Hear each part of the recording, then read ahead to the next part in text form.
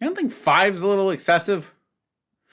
Well, hopefully not, because classic Doctor Who review time. This one voted on by my supporters over on Patreon. I'll do the plug now and check out the link. Support me there. You do get to vote on topics intermittently. You also get to look at main channel videos, usually a week before they go up, assuming I'm on schedule, which I have been lately. Support me. It's how I do this for a living. But anyways, the Five Doctors was the pick. And this was actually really interesting to revisit because I've seen it before. Actually, I made the, in hindsight, foolish choice to make that one of the first pieces of classic Doctor Who that I watched. It might even have been the first. My thinking at the time, because I'd already gotten hooked in on New Who, I was fully caught up on what was available at the time. I think Matt Smith might have just been announced. But in any case, my thinking at the time was, well, I know that classic era Doctor Who is pretty self-contained each given episode. So I don't have to start at the beginning. And I really kind of wasn't that thrilled at just having to plow through years worth of black and white stuff in order to get up to stuff that was probably going to be closer to what I was used to at that point. So my thinking was, I'll watch the Five Doctors, get a taste of 5 of these incarnations, and that'll give me a chance to figure out, well, which one do I want to follow from here? It's not a good thing to watch to try and do that, for the record, but that was my thinking. And as a result, I was always kind of just on it. The thing was, I appreciated it so much more now just because I was in a much better position to appreciate what it is. The Five Doctors is a horrible starting point. What it is a celebration. Much like other celebrations that would happen in the revival eras, things like Power of the Doctor, Day of the Doctor, things that to get the full proper weight out of them, you kind of have to have a basis of knowledge. It's not that it's completely inaccessible or impossible to understand if you don't have existing knowledge, but the appeal of it is kind of based on the notion that you do. And that's also true of the Five Doctors. So now, with, though still an incomplete, a much broader base of knowledge in classic Doctor Who, I appreciated this so much more.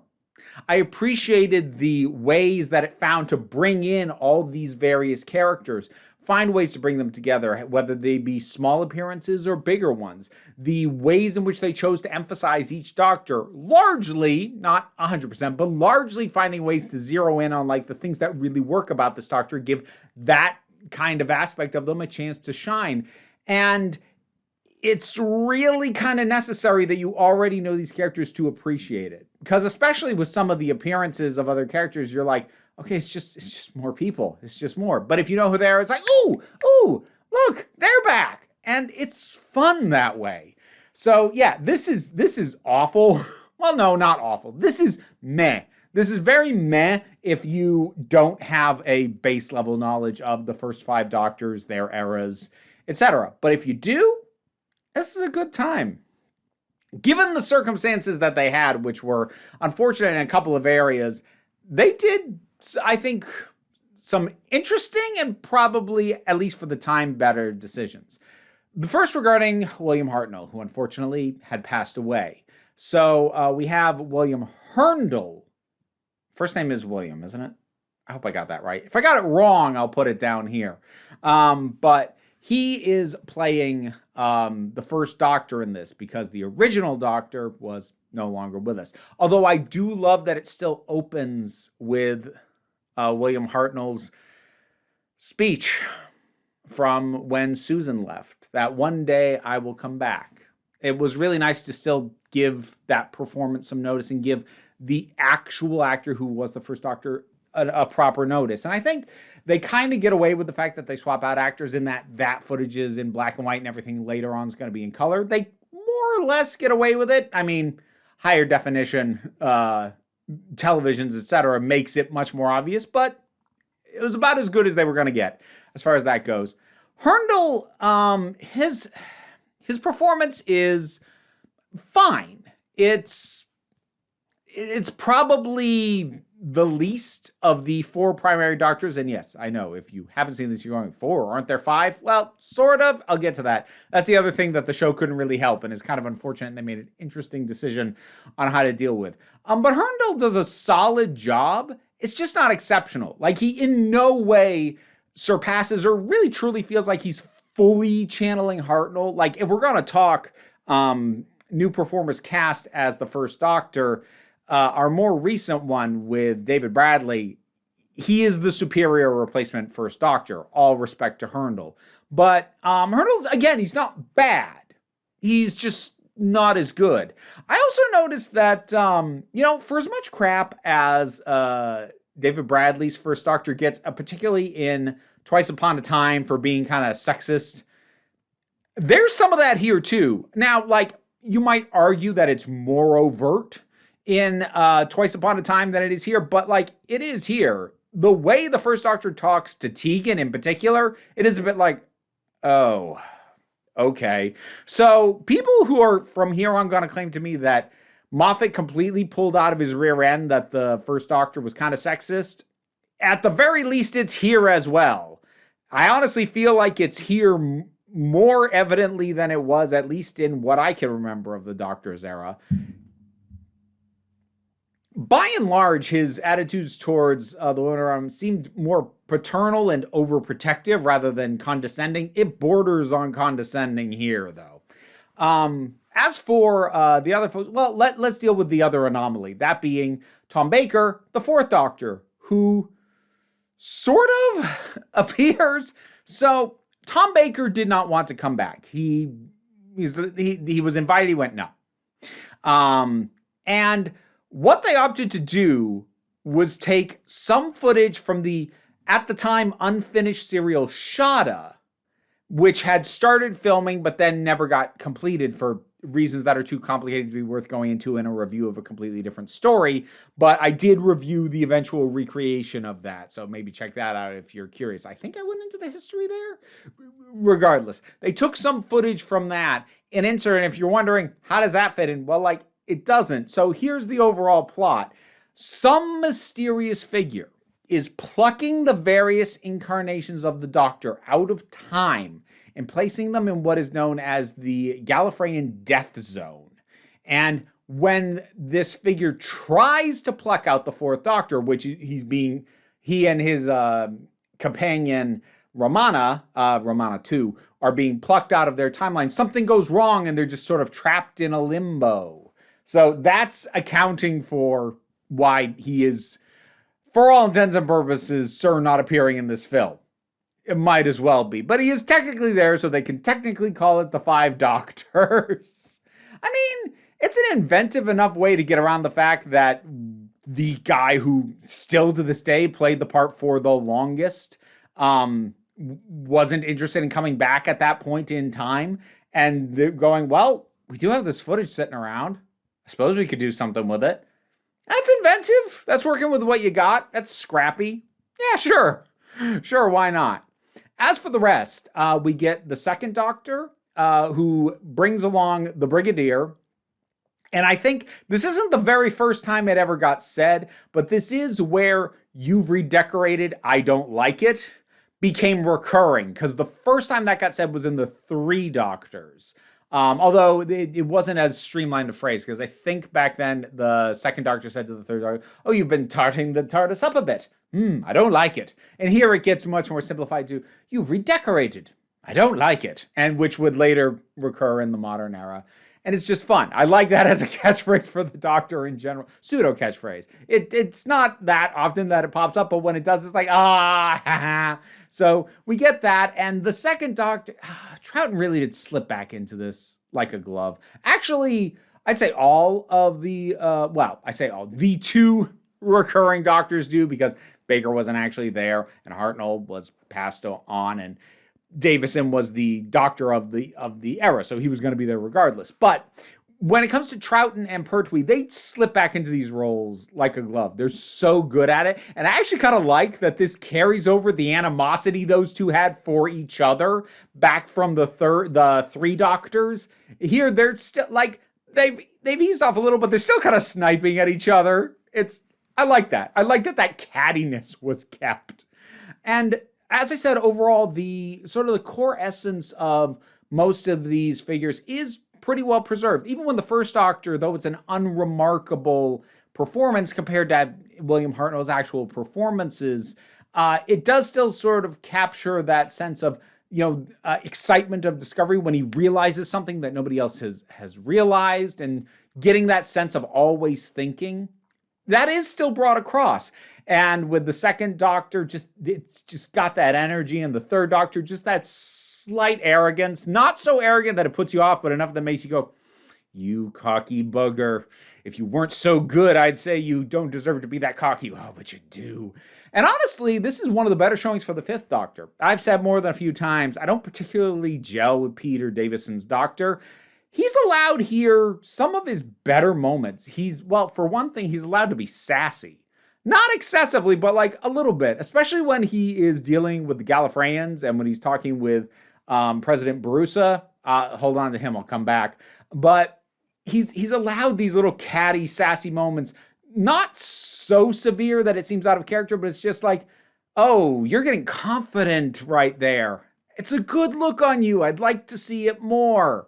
So I'd actually say this is one of, at least as far as his performance goes, I think this is one of the better Peter Davison stories, as far as an outing for the fifth Doctor is concerned. We've also, of course, got to bring in a bunch of well-known creatures and monsters and villains. Daleks and Cybermen and the Master. Oh my. Dalek basically just gets a one scene. Although, like, when it blows up, we get what might be the best looking... we get a look at what the Dalek inside the casing is of the classic era. Like, it's real good. It looks great. And the Cybermen were honestly kind of starting to kick around on a more regular basis around this time. And I feel like they just like, well, we've got these outfits and these actors are practically on retainer. Let's bring them in. And of course, Anthony Ainley as the Master, who is not one of my favorite masters, but he does fit this very arch kind of story. Because, like, this actually isn't even presented serialized. This is presented as one solid chunk of stuff. It's practically a movie. And Anthony Ainley understands the assignment and is pretty fitting for this story. Especially, actually, oddly, when he's playing off of the other Doctors, including ones he never worked with. When he's playing off of Herndl, or when he's playing off of the third Doctor, which Pertwee only ever worked with Delgado in that role. So seeing him actually play pretty well off Anthony Ainley, one of the better moments for Ainley's Doctor, if I'm being, not Doctor, Master, if I'm being completely honest. But then we've got sort of, who is it that's manipulating thing and is pushing them all towards the tomb of Rassilon in this tower in the death zone? Well, twist, it is Lord President Barusa, who is a recurring character. This is his fourth time appearing, although he is played by a different actor in every appearance. I would actually say that while it's not particularly hidden later on, it's actually pretty easy to spot. There aren't that many known figures in this that the villain could be. But early on, when we just see this black gloved hand effectively moving pieces on a chessboard, not literally, but effectively doing that, your first instinct is, that's the Master. But then the Master gets roped into it, and you're like, oh, well, now I'm not so sure. It is a little bit heavy-handed later on, and they don't overemphasize the idea of this twist reveal that, oh, it's the President. It also helps that the Doctor doesn't act like, oh, I didn't know. He's like, no, I kind of thought it might be this. Again, allowing Fifth Doctor to be a little bit sassy. It's a good look on him. And then we also get a little bit with Rassilon. I can't remember how much Rassilon was mentioned or brought up prior to this, but he's certainly presented as a malevolent is an overstatement. Let's go with mischievous figure. Like, possibly means well, but not above doing some unpleasant stuff. And I think the resolution on that, again, not that difficult to see coming if you're used to these kinds of stories of, the quest for immortality. The end result is pretty much always, actually, you don't want this, but it's still played pretty well and gets there decently. Oh, I want to mention the original creature. I forget what they call it, like, but it's this robot assassin. It's just this person in a silver jumpsuit that can teleport because, they just pop him out of frame and like throws like little javelins or stuff. I don't know, it's kind of fun. And also, like, I can appreciate more now that that's an original creation, because when I first watched it, I assumed it was something pulled from an earlier story. Like, I knew the Cybermen and the Daleks and the Master were. No, he's original to this. Okay. And I like the way that they find to integrate some more... I haven't even covered all the companions. Hang on, I'll come back to it. But how they find a way to give more companions even short moments, like Liz Shaw and Jamie and Zoe, by having like these sort of illusions that are trying to warn the Doctor away, gives us these other companions briefly. And it's like a clever way to be like, hey, remember these folks too, without having to figure out a way to actually integrate them into an otherwise a very crowded story. So the other companions I haven't really mentioned. At the time, the Fifth Doctor was traveling with Turlough and with Tegan. Now, I like Tegan. I think Tegan is the closest to a central iconic companion that the Fifth Doctor ever had. I say closest because I still don't feel that relationship was as solid as I wanted it to be. But Turlough, I still need to see the Guardian trilogy that he sort of joins the TARDIS during. But the stuff I've seen with him, I'm still unimpressed. And unfortunately, that includes some Big Finish stuff too. He's fine in this. He just doesn't get a chance to do all that much. It's a crowded story. The Doctors are going to get more of a chance to shine. That's kind of a given. We do have Susan back, which is just kind of nice. It's nice to have her there. I do kind of wish that the Doctors, aside from the first, were more excited to see her. Like, you haven't seen her for a very long time. Could you be like, I understand why they didn't. Limited runtime, and it kind of becomes a repeated beat. But especially at this point, knowing how long ago he left Susan behind and hadn't been back yet, I would have liked to have seen a little bit done with that. Instead, they pretty much just have her connect with the First Doctor. The wardrobe on her is odd. They just put her in a tan trench coat. I don't know why. It's not a bad look. It's just an odd one. I guess just because they didn't want to make her look they didn't want to overly dress her like she would have been from before, because she was a child teenager, I think, but trying to make this now very much adult woman look like that. Maybe they were like, let's not do that. But I don't know, trench coat? Really? It's slightly odd.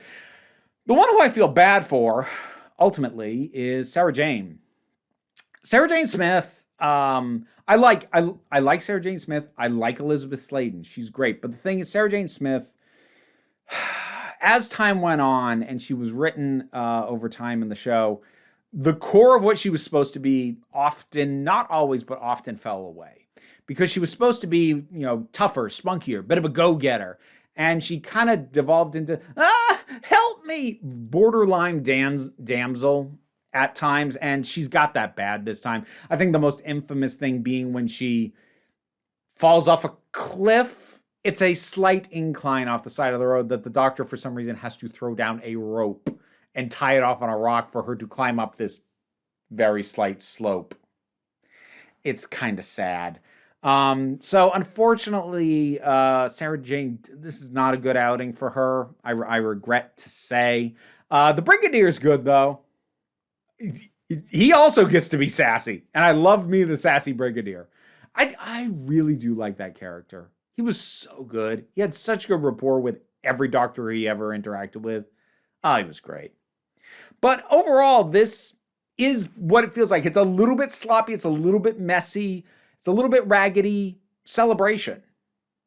I made the comparison to Power of the Doctor already. I actually think that's a pretty good comparison. It's nowhere near as bombastic as Power of the Doctor, but the spirit of it is very much there. This is more about celebrating, in this case, multiple eras of Doctor Who, and less about telling the tightest story in the world. This is about, here's all this stuff you love, brought all together. Let's have fun. And when it comes to that assignment, I think it does a good job. Again, assuming you understand what it is it's celebrating, because without that prerequisite knowledge, I used to think this was mid. Now this is pretty good, actually. The Five Doctors. You seen it? You rewatched it lately? What'd you think about it? Whatever your thoughts are, drop something down in the comments. Let's talk about it. Patreon pays the bills and enables me to do this as my living. Even if you can't help me out that way, like and share, subscribe. Those all help me out. Don't worry too much about it, though. Take a relaxed attitude around here so you can just come on back next time you need a break. And now to thank my highest supporting patrons: Robin Moore, Zubin Lutfula, Goddess Elida, Welsh Wrestling Geeks, Oliver B., Melissa Pedersen, Tarak, The Thing That Goes Doink in the Anime, Gene Foray, Movie Turtle, Ulrich Bogdan, Loki Eris, Melinda Walters, Auntie Kate 808, Becky Sparks, Trixie Scrabbit, Angry Casperel, Dave Hall, White Bearish, Rosalind Bennett, Pal Barabajagal, Mira G, and Sir Didymus is my favorite. Oh look, you actually get a face this time and not just butts.